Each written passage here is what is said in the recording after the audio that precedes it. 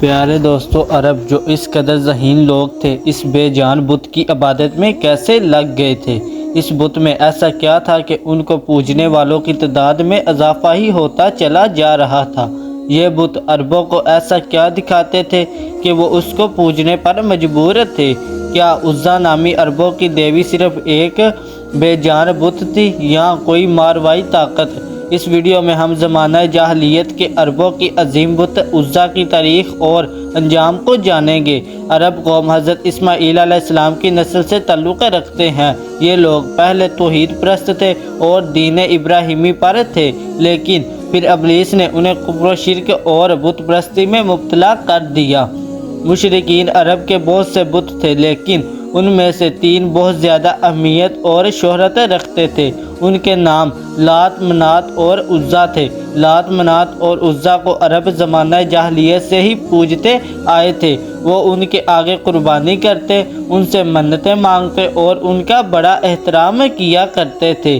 عرب لات، منات اور عزا ان تینوں بتوں کو ہی مانتے تھے، لیکن ان تینوں میں سب سے زیادہ بلند مقام عزا کو حاصل تھا۔ لفظ عزا عزت سے نکلا ہے، جس کے معنی سب سے زیادہ قابل عزت کے ہیں۔ مشہور عرب قبائل بنو قریش، بنو سلیم، بنو عطفان، بنو ثقیف، بنو کنانہ اور اوس و خزرج عزرا کی پوجا کیا کرتے تھے۔ مورخین نے لکھا ہے کہ لات، منات اور عزا تینوں بہنیں ہیں، جبکہ بعض نے لکھا کہ لات اور منات بہنیں ہیں اور عزا ان دونوں کی ماں ہے۔ مشرکین کے عقائد کے مطابق لات امن، خوشحالی، رحم اور انتقام کی دیوی تھی، جبکہ مسافر اپنا سفر شروع کرنے سے قبل لات سے اچھے موسم اور حفاظت کے لیے دعائیں کیا کرتے تھے۔ لات کے تمام بتوں میں دیکھا گیا ہے کہ اس کے ایک ہاتھ میں کھجور کی شاخ ہوتی ہے اور وہ ایک شیر پر سوار رہتی ہے، جسے عرب اسد اللات کہتے تھے۔ منات کو قسمت، دولت، عزت اور موت کی دیوی مانا جاتا تھا، جبکہ عزا زمانہ جاہلیت کے عربوں کا ایک اہم بت تھا جو طائف کے نزدیک رکھا گیا تھا اور قریش اس کو بہت زیادہ اہمیت دیتے تھے۔ قریش خانہ کعبہ کے طواف کے وقت بھی ان بتوں کا نام لے کر نعرہ لگاتے تھے۔ دراصل لات، منات اور عزا کے 3 بت خانہ کعبہ میں بھی رکھے ہوئے تھے، لیکن یہ صرف علامتی بت تھے۔ اصل بت جن کے مندر بنے ہوئے تھے وہ ذاب عرب کے علاقے میں تھے، جہاں عرب کے دور دراز کے علاقوں کے لوگ آ کر ان کی پوجا کیا کرتے تھے اور چڑھاوے چڑھاتے تھے۔ ان بتوں کے سامنے قربانی گاہیں بھی تھی جہاں جانوروں کو ذبح کیا جاتا تھا۔ عرب یہ مانتے تھے کہ یہ دیویاں نعوذ باللہ اللہ کی بیٹیاں ہیں۔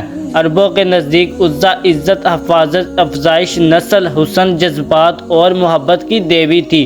دراصل ان بتوں کے ساتھ 3 شیطانی چڑیلیں منسلک تھی۔ دراصل یہ شیطان عورتیں ہوتی ہیں، یعنی مادہ شیطان ان بتوں کی دیکھ بھال اور لوگوں کو ان کی عبادت کے طریقے سکھانے کے لیے مندروں میں پجاری ہوتے تھے، جو لوگوں کو گمراہ کرتے اور اس کے عوض بتوں پر چڑھاوے کی چیزوں کو خود سمیٹتے تھے۔ عزا کا یہ بت راز نامی ایک بستی میں واقع تھا۔ یہ ایک شاندار مندر تھا۔ اس مندر میں دوبیاں اسی نامی ایک بیچاری عزا کی دیکھ بھال اور خدمت کرتا تھا۔ مندر کے سامنے تھوڑے فاصلے پر چھاؤں کے 3 درخت تھے۔ عربی میں اس درخت کو اصل کہتے ہیں اور یہ ایک صحرائی درخت ہوتا ہے جو جاڑ اور بنجر صحراؤں میں پیدا ہوتا ہے۔ چھاؤں کے اس درخت پر عزا کا بسیرا تھا۔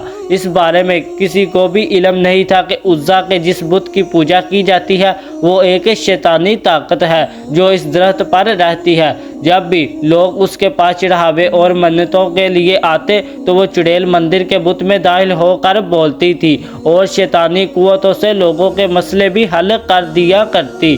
اسی طرح اس کا آقا ابلیس اس کی کارکردگی پر خوش تھا۔ جب اللہ نے آخری نبی حضرت محمد صلی اللہ علیہ وآلہ وسلم کو مبعوث فرمایا اور آپ نے اللہ کی مدد سے مکہ فتح کیا تو کچھ دنوں بعد بتوں کی شامت آ گئی۔ خانہ کعبہ میں رکھے ہوئے بت توڑے جانے لگے اور اصل سچے رب کا نور چمکنے لگا۔ خانہ کعبہ سے بتوں کو ہٹانے کے بعد مختلف دیہاتوں اور بستیوں میں بنے ہوئے مندروں کو بتوں کی باری آ گئی۔ نبی صلی اللہ علیہ وآلہ وسلم نے ہر چھوٹے بڑے بتوں کو توڑنے کا حکم دے دیا۔ چند مورخین کا کہنا ہے کہ فتح مکہ کے موقع پر منات کے بتوں میں ایک بت کو مشرکین بہت رازداری کے ساتھ عرب سے نکال کر سرزمین ہند کی جانب روانہ کر دیا اور وہ موجودہ ہندوستان کے گجرات میں پہنچا دیا گیا، جہاں اس بت کو ایک مندر میں منتقل کر دیا گیا جسے سومناتھ مندر کے نام سے جانا جاتا ہے۔ محمود غزنوی نے 650 سال بعد ہندوستانوں پر حملہ کر کے اس بت کو توڑ دیا تھا۔ جب مکہ کے تمام بت توڑے جا چکے تھے تو 25 رمضان کو نبی صلی اللہ علیہ وآلہ وسلم نے حضرت خالد بن ولید رضی اللہ تعالی عنہ کو بلایا۔ انسانی تاریخ کا سب سے قابل ترین جرنیل حضرت خالد کو عزا کی تباہی کا مشن سونپا گیا۔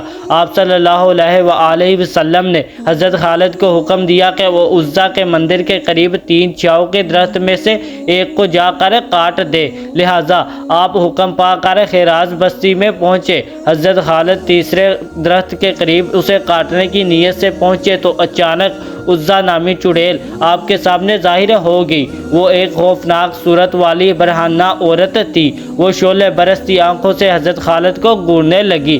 اچانک مندر کا پجاری بلند آواز سے پکار کر بولا، عزا خالد کو قتل کر دے، اگر تو نے خالد کو قتل نہ کیا تو آج تم ذلیل و رسوا ہو جائے گی۔ عزا حضرت خالد کی جانب پڑی اور آپ نے تلوار نکالی اور اللہ کا نام لے کر عزا پر حملہ کر دیا۔ پہلے ہی وار میں عزا کا سر تن سے جدا ہو گیا۔ اس کے زمین پر گرتے ہی اس کا جسم جلنے لگا۔ تھوڑی دیر بعد آپ کے سامنے کوئلے کا ایک ڈھیر پڑا ہوا تھا۔ آپ نے اسے قتل کرنے کے بعد اس کے بت کو بھی ٹکڑے ٹکڑے کر دیا۔ پھر اس کے بعد مندر کے پجاری کو بھی قتل کر کے واپس روانہ ہوئے۔